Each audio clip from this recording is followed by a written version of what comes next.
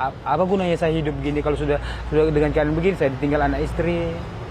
Jadi kok aku bilang lebih baik saya mengakhiri hidup saya kemarin tuh pernah sempat gitu ya. Sempat terbesit gitu ya. Tapi tidak. Tadi alhamdulillahnya ya. Ini saya gunakan sebagai doping. Oh, doping. Ya, doping untuk bisa menunjang pekerjaan aktivitas saya sehari-hari. Pekerjaan kan yang saya gelutin kemarin itu kan butuh memang ekstra tenaga.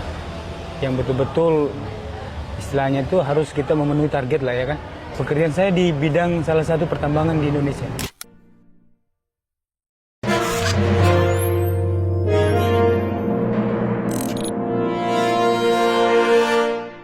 Kalau saya bilang ada orang yang kehilangan penglihatannya karena narkoba, mungkin banyak yang bilang, masa sih? Dan hari ini saya akan berbicara langsung dengan orangnya. Ini bukan soal drama dan juga bukan soal rekayasa, tetapi tentang bagaimana kenyataan pahit itu seringkali kita abaikan. Bagaimana narkoba nyaris merenggut masa depan, mengambil penglihatannya, bahkan memutus semua harapannya. Dan yang menarik, dia ada di sini, berani menceritakan semuanya. Kita mulai.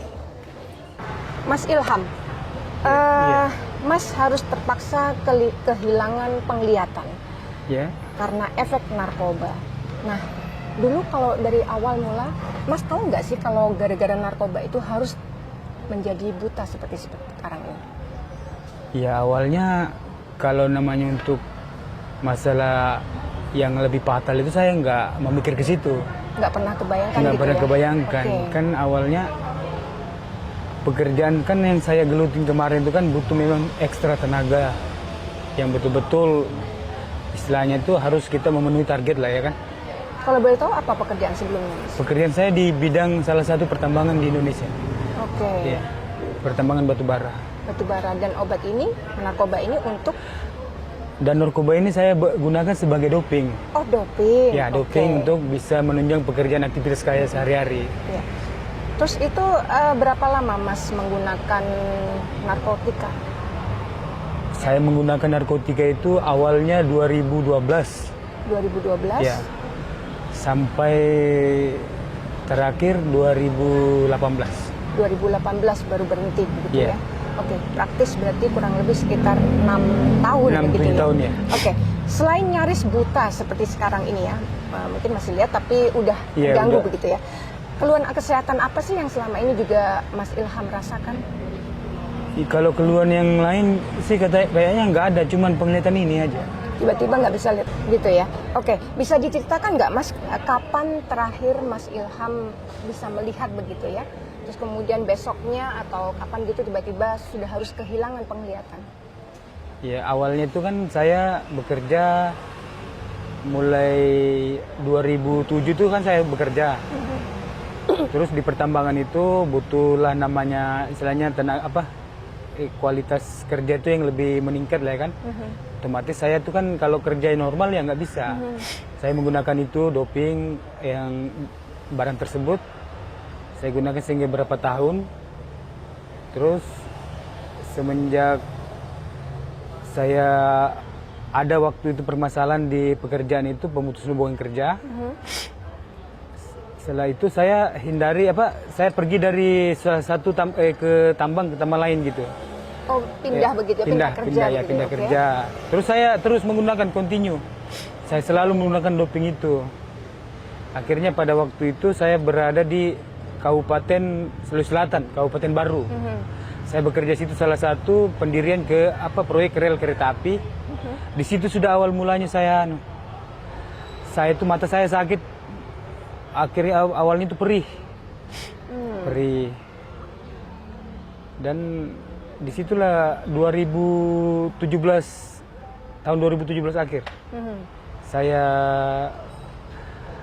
awalnya kena sakit sampai saat ini. Oke. Dari durasi tadi waktunya kan sebenarnya nggak terlalu lama sih Mas, 6 tahun ya? 6 tahun. Tapi apakah penggunaannya sedemikian besarnya sampai akhirnya menimbulkan kebutaan atau bagaimana? Karena yang pernah saya dengar ada bahkan orang yang pakai 10 tahun pun baik-baik saja dalam tanda petik gitu ya? Iya. Sebenarnya jumlahnya terlalu banyak atau bagaimana? Ya setelah saya itu tidak bekerja lagi, saya tuh menggunakan itu setelah mata saya ini sakit, Bu. Oh, setelah matanya sakit. Yang gencar-gencar pemakin besar gitu. Kan saya sudah di situ diselimuti, saya sudah depresi, frustasi, pokoknya tidak ada lah motivasi. Seolah-olah saya itu kemarin saya sudah istilahnya apapun saya lakukan, kalaupun mati ya saya tidak menyesal gitu nah.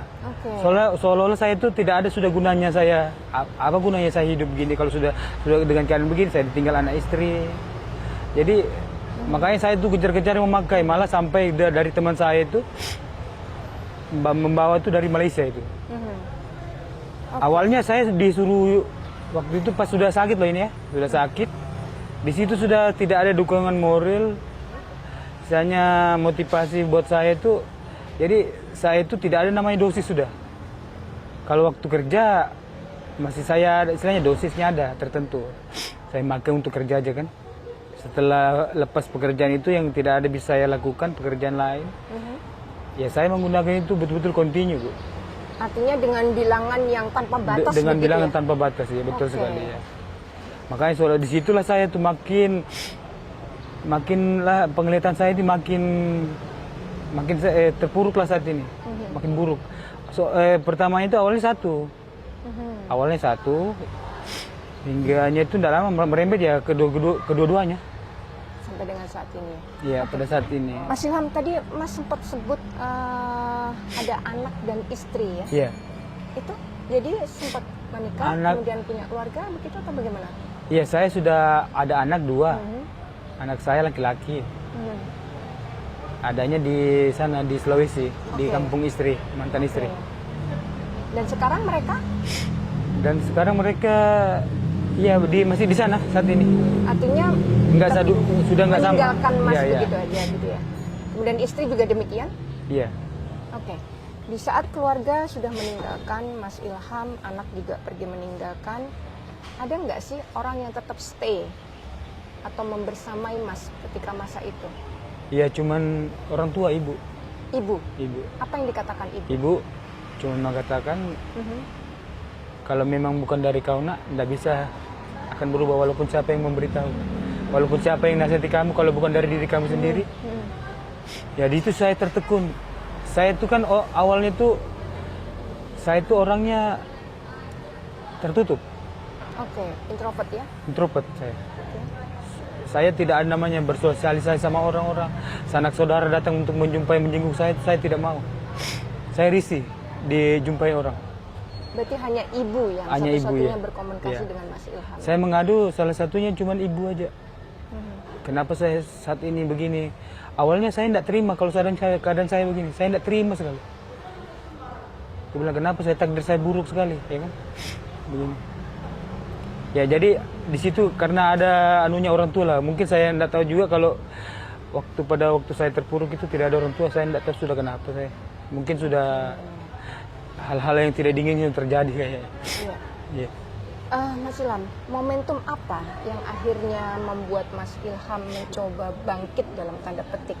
Apakah ada petuah dari sang ibu tadi atau kejadian apa yang sedemikian menggerakkan seorang Ilham untuk saya harus pulih? Iya, salah satunya memang anunya dari ibu.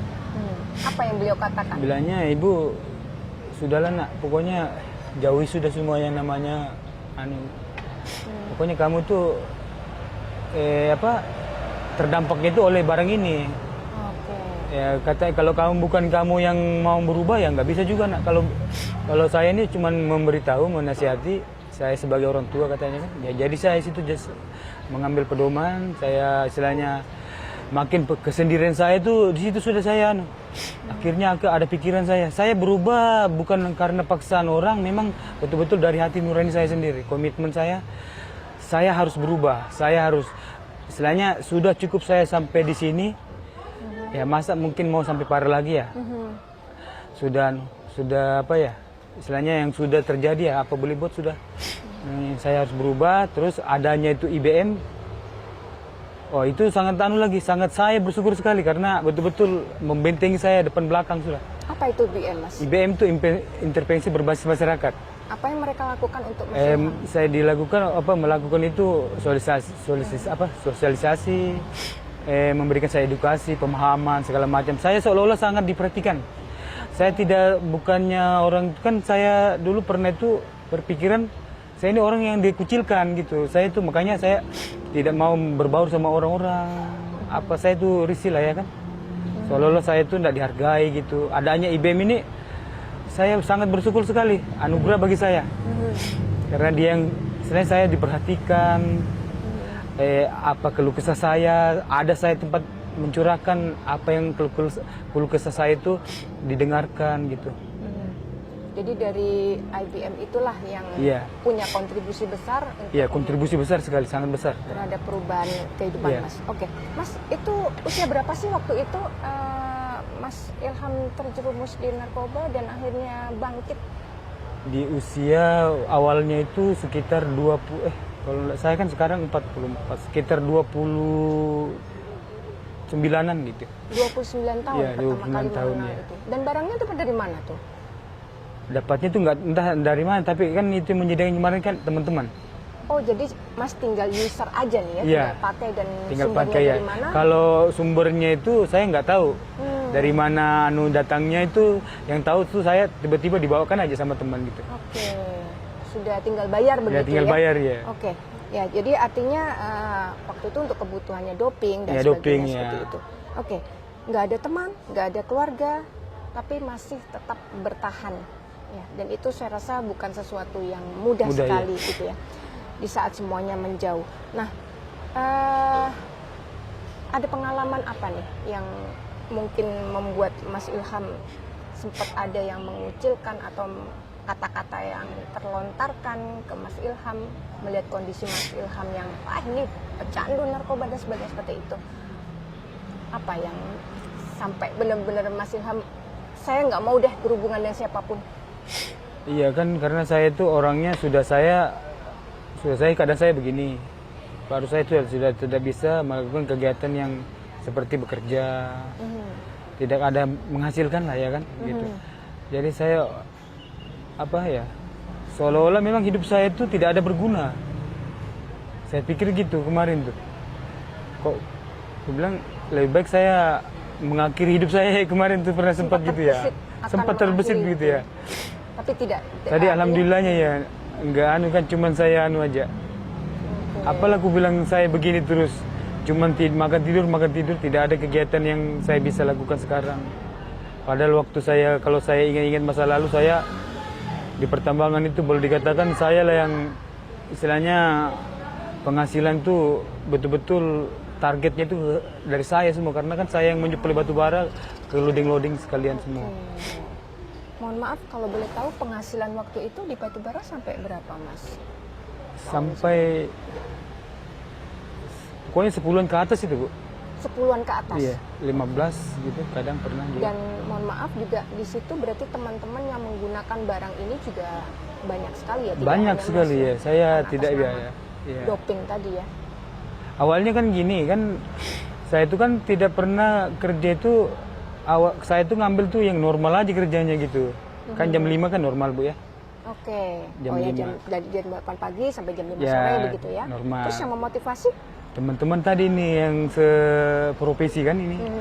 Katanya kamu disuruh lembur, katanya sama mandor. Jadi kalau kamu memangnya mau, saya ada vitamin katanya kan. Vitamin awalnya. Vitamin? Ya, vitamin awalnya. Vitamin apa? Itu bisa kita istilahnya semangat kerja lah ya kan. Lelah tuh tidak ada istilahnya. Jadi saya bilang tuh penasaran vitamin kayak apa sih. Tapi memang saya tahu, awalnya memang juga saya tahu kalau narkoba tuh di tambang itu kan beredar, saya tahu. Cuman saya enggak mau peduli lah gitu kan. Yang lah saya ya, tuh gitu. cuman fokusin pekerjaan aja. Akhirnya terjebak juga di situ. Ditawarin awalnya gratis lah ya kan, gratis. Ini kamu pakai dulu, kamu tes. Setelah pakai gitu, ditawarin lagi. Ntar aja akhir bulan aja kamu bayar gitu kan, diutangin lah gitu. Diutangin. Jadi ya saya semangat kerja sudah di situ. Pokoknya kerja tuh continue terus saya. Kerja itu. Berarti Mas Ilham awalnya juga nggak nyangka itu barang adalah narkoba, tapi vitamin begitu ya? Enggak, saya saya istilahnya ndak munafik, saya juga tahu bahwa itu narkoba tahu, ya. oke. Cuman bilangnya itu reaksinya itu bikin kita semangat kerja katanya kan, misalnya katanya kalau yang namanya terlalu berlebihan katanya itu kan nggak bagus juga katanya. Kalau ini kalau dosis sesuai ya bagus kita pakai katanya. Yang itu saya dari teman gitu. Iya, iya. Ya awal sih makai. Dipersuasi oleh teman. Iya lah, gitu ya. Oke. Dari situ akhirnya begitu mencoba, akhirnya ketagihan sudah. Lagi dan lagi ya. Sampai dengan terakhir, mohon maaf, berapa banyak yang terbanyak yang pernah Mas gunakan? Saya pernah menggunakan itu, saya enggak, misalnya real ini saya ngomong 1 gram pernah saya pakai. 1 gram? Iya. Dalam satu hari, 1 malam. Efeknya apa, Mas? Efeknya itu apa ya? Campur baur lah situ efeknya. Bahagia. Ada bahagia, ada juga istilahnya gelisah, segala macam sudah. Ya. Dan fase ketika Mas dalam keadaan intrans tadi ya, terus kemudian efeknya menghilang, itu butuh berapa lama biasanya? Kembali membuat Mas sadar bahwa aku tadi kok makan segini banyaknya dan sebagainya itu. Iya. Berapa lama biasanya? 4 hari, 3 hari. 4 hari? Iya. Selama 4 hari ngapain? Tidak butuh makan, tidak butuh minum? Tidak, pokoknya tidak makan, tidak tidur. Itu sekali tidur juga sama juga 3 hari. Sama sekali nggak bangun? Nggak bangun, kayak seperti orang mati sudah tidurnya. Karena pakai 1 gram Iya. tadi ya? Oke. Saya memakai betul-betul itu kemarin karena sudahlah aku bilang, saya memakai aja lah aku bilang. Waktu itu kan ada terus saja masih saldo saya itu, apalagi kemarin sudah dicairkan segala macam, jam sostek apa segala macam itu, sebagian saya pakai berobat, sebagian itu sudahlah aku bilang. Saya akhirnya saya begini ya, saya itu di situ diliputi dengan frustasi tadi tuh, Bu. Depresi saya gara-gara masalah ya keluarga ini kan, saya kenapa saya setelah saya begini dijauhi sama anak istri sudah gini kan, padahal saya nggak salah di mana, tapi ya akhirnya juga saya sadar bahwa mungkinlah aku bilang karena saya dijauhi ya, karena saya sudah tidak berpenghasilan. Mungkin itu kali ya, salah satu itu. Oke. Jadi keterpurukan itu justru membuat Mas semakin hanyut. Semakin hanyut ya. Semakin banyak besaran yang harus dikonsumsi Iya. tiap hari. Oke, Mas ada nggak teman-teman yang sama nih senasib dengan Mas Ilham yang mungkin saling berhubungan, kemudian atau mungkin saling mengingatkan atau apa begitu? Kalau dari teman nggak ada. Sama sekali sekarang? Sama sekali nggak ada. Malah teman kalau ada paling kembali lagi terjerumus. Jadi memang Anda benar-benar ingin memutus Iya, mata saya rantai betul-betul komunikasi ingin. itu. Iya. Oke. Apa alasan saya kemarin tuh saya introvert, orangnya istilahnya tertutup. Saya tuh tidak mau sudah namanya. Di situ sudah awal mulanya saya memutus rantai untuk bisa menyalahgunakan itu, saya tidak mau karena selagi saya juga istilahnya makin parah kondisi saya, ekonomi saya sudah juga istilahnya tidak mendukung ya kan. Oke, Mas Ilham, sebelumnya dengan segala kenyamanannya gitu ya, gaji besar, bisa dapat barang dengan gampang dan sebagainya, terus kemudian di PHK, berhenti, tidak bekerja dan sebagainya. Sekarang, saat ini, Mas bekerja sebagai apa? Alhamdulillah saya sekarang jadi tukang parkir.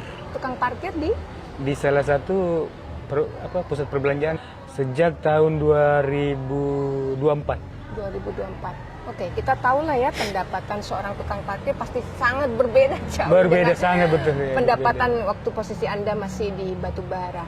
Jangan jauh ya. Saya ingin dengar dari Mas Ilham, seberapa berartinya pekerjaan Anda saat ini? Di tengah dengan kondisi keterbatasan Anda dan sebagainya, kan kalau orang mau ngambil seseorang jadi pekerja kan paling nggak cari yang ya mohon maaf sehat, kemudian penglihatannya maksimal. Nah sekarang harus bekerja seperti itu, seberapa berartinya pekerjaan ini? Sangat berarti sekali Bu, karena adanya istilahnya saya itu pekerjaan itu ya alhamdulillah bagi saya. Memang kalau saya bandingkan dengan pendapatan yang lalu ya jauh lah, tapi ya kalaupun juga kita besar kecilnya itu dari kita, kalau kita bersyukur untuk bisa mendapatkan yang anu ya sangat bermakna, berguna sekali Bu, untuk saat ini saya. Saya sudah bisa istilahnya walaupun pendapatan tidak seberapa, alhamdulillah saya sudah bisa Hmm. kebutuhan sehari-hari gitu ya kan. Ya, Oke, Mas, seandainya ditarik ke masa lalu, kemudian narkoba itu tidak pernah ada dalam kehidupan Mas. Kira-kira Mas pengen ngomong apa nih terhadap diri sendiri? Kalau seandainya fase itu bisa kembali seperti dulu sebelum Mas terjerumus ke dalam narkoba. Ya, mungkin kalaupun juga saya tidak terjerumus juga masalah narkoba waktu yang dulu tuh, mungkin kondisi saya mungkin kemungkinan dengan tanda petik mungkin tidak begini. Oke. Mungkin tidak terseparah inilah kan. Paling mungkin sudah ya, selain saya jalani sehari-hari saya itu dengan kebahagiaan, dengan bagaimana mestinya lah saya Keluarga utuh gitu ya kan. Ya. Sampai sekarang berarti mereka tidak lagi komunikasi? Tidak ada namanya komunikasi. Makanya saya kemarin kalau bisa aku bilang biarlah kalau saya itu macam mau mau ditutup ke apa pokoknya enggak lah. Saya untuk bersungguh-sungguh aku bilang. Kalau namanya untuk kebaikan dari saya sendiri juga ngapain saya mau ditanya. Saya juga bukan namanya untuk istilahnya menjajalikan orang kan, ini kan pribadi saya. Tadi Mas bilang katanya punya 2 putra ya? 2 putra ya. Sekarang usia berapa mereka? Sekarang usianya kalau kelas 3 SMP itu berapa ya? Sekitar 16, 15. Dan yang satunya? Yang satunya kelas 2 SMP. Beda 1 tahun aja. Beda 1 tahun. Iya. Oke, kita coba lanjutkan perbincangan kita dengan Mas Ilham yang semakin seru sepertinya. Mas, istri nih, saya tertarik tadi. Mas bilang istri nggak tahu ya kalau Mas menggunakan narkoba begitu ya. Nah, sampai saatnya ketahuan atau istri tahu itu bagaimana ceritanya? Ya, istri memang nggak tahu. Awalnya memang nggak tahu sama sekali tuh saya tuh memakai benda tersebut. Sehingga pada waktu itu saya keluar itu membeli sesuatu lah kan, pakai motor. Rupanya saya membeli itu ada yang kurang. Ya udah saya aja lagi yang pergi beli katanya. Kamu tinggal aja di rumah jagain anak. Pas pulang dari belanja itu saya dilemparin itu alat bong Alat itu. apa itu? Oh, bong. bong. Iya. Oke. Katanya bong itu lempar. Oh ini apa kamu katanya simpan di motor? Dan ternyata selama ini kamu menggunakan itu saya nggak tahu. Rupanya kamu lembur apa segala macam. Rupanya kamu menggunakan itu. Aku bilang ya di situ sudah memang saya merasa bersalah kan. Saya akui sudah karena sudah kepergok ketahuan kan. Jadi jawaban Mas, ya saya menggunakan. Iya saya menggunakan itu untuk sebagai menuntut untuk kebutuhan keluarga juga saya bilang. Tapi kan tidak segitunya juga katanya kan. Nah kan sedangkan saya ini aku bilang saya dituntut bekerja untuk lembur saya bilang. Kalau nggak pakai gini memang saya nggak bisa. Nggak kuat gitu ya? Nggak kuat. Ya, terus habis itu reaksi istri setelah itu? Ya reaksi istri pada waktu itu ya udahlah kalau kamu memang demikian katanya kan. Pokoknya nanti bulan depan saya mau pulang aja dulu ke kampung. Kok gitu? Aku bilang kan. Ya udah saya nggak saya janji deh saya bilang saya nggak istilahnya berbohong lah ya kan di depannya istri. Saya nggak menggunakan lagi. Pada waktu itu saya sepakat janji akhirnya. Ya lululah istri, nggak ditahu lagi kan. Tapi di belakang itu saya menggunakan. Karena kalau saya tidak menggunakan ya tidak bisa ya. Sedangkan tuntutan kerja ini kan sangat besar sekali. Oke. Tuntutan kerja sangat besar sekali. Yeah. Sebenarnya perusahaan menuntut apa sih terhadap kinerja dari Mas Ilham? Sampai kan, akhirnya harus menggunakan itu barang. Enggak, saya kan memang diposisikan itu tempat yang harus memang betul-betul diselesaikan pada waktu itu. Enggak boleh ada deadline ya. Pokoknya harus nanti setelah saya itu nanti shift kedua yang istilahnya baru lagi gitu. Istilahnya batu baranya datang baru dihabiskan lagi. Kalau sudah ada memang stok itu saya harus habiskan waktu pada malam itu. Ya entah jam 12 selesainya atau jam 1. Sampai habis. Artinya bertarget kan? Ditarget ya. Dan tentunya kompensasinya juga besar sekali. Dan itu yang membuat Mas Ilham tertarik untuk menerima gitu ya. Salah satunya itu, tertariknya itu ya. Karena di samping kita ini pakai doping ya itu. Kompensasinya itu. Kompensasinya itu. Oke. Kembali ke soal istri tadi Mas. Saya coba menerawang nih. Mas Ilham pasti kepikir bahwa menggunakan alat itu narkoba itu untuk meningkatkan produktivitas, kemudian pasti ujung-ujungnya meningkatkan pendapatan. Pendapatan pasti ingin melakukan yang terbaik lah untuk keluarga, gitu kan? Yeah. Untuk memberikan istilahnya income yang terbaik lah buat anak dan istri. Tapi ternyata ada harga yang harus dibayar atas itu semua. Apa yang ingin Mas katakan kepada anak dan istri di rumah mungkin yang terputus hubungannya saat ini? Sebenarnya waktu itu apa yang ada dalam pikiran Mas Ilham? Ya, pertama-tama saya minta maaf kepada mantan istri saya dan dengan anak saya lah kan. Hati saya niat saya memang kemarin itu tulus untuk membahagiakan mereka. Cuman saya salah arah ya kan. Saya tidak terpikirkan bahwa masalah ini akan istilahnya makin berlanjut. Ya, penjelasannya saya sangat menyesali semuanya apa yang pernah saya lakukan. Seandainya aja bisa diputar waktu, kalau memangnya bisa saya kembali lagi dulu, mungkin tidak begini ya kan. Saya betul-betul namanya menjaga keutuhan rumah tangga. Apalagi sama anak istri, saat ini kalau kita jauh sama keluarga itu kayak apa sih? Seperti apa rasanya dengan kesendirian saat ini? Pokoknya diliputi dengan kesedihan. Tidak istilahnya sudah canda tawa apa segala macam, kebahagiaannya dulu itu tidak ada, terenggut dengan satu permasalahan itu ya tadi itu namanya barang tersebut narkoba itu betul sangat kejam itu. Bukan Tuhan yang memberikan kita takdir itu, kita yang bikin sendiri takdir itu. Kita yang membuat sendiri ya. Karena kalau memangnya kita tahu dampaknya memang itu ya enggak kayak gini, Bu. Jadi itulah penyesalan yang terbesar. Penyesalan yang paling sangatlah mendalam sekali. Yang tidak akan bisa mungkin saya lupakan sampai mati kayaknya itu. Oke. Ya, Mas Ilham, kita nggak pengen di luaran ada Mas Ilham lama lagi yang mungkin bermunculan gitu ya. Apa yang ingin Mas Ilham sampaikan buat rekan-rekan di luar yang mungkin sudah terjerat, bahkan mungkin yang belum terjerat oleh narkoba? Ya. Ya, saya sampaikan kepada teman-teman di luar sana yang sudah terjerat di masalah narkoba, saya harap bisa memutuskan rantai pemakaian itu, selain konsumsi barang terlarang itu ya, kalau bisa jauhi sudah. Dan yang belum juga, semoga jangan mau coba-coba gitu. Awalnya itu coba-coba yang sangat berbahaya dampaknya. Coba-coba itu yang berbahaya. Ya, saya cuma menyarankan itu aja, kalau memang bisa jauhilah narkoba, karena bukti nyata yang sudah saya hadapi saat ini sekarang, yang saya alami. Ya, saya bisa ngomong begitu karena contoh itu dari saya sendiri, bukan dari orang lain. Saya diri pribadi.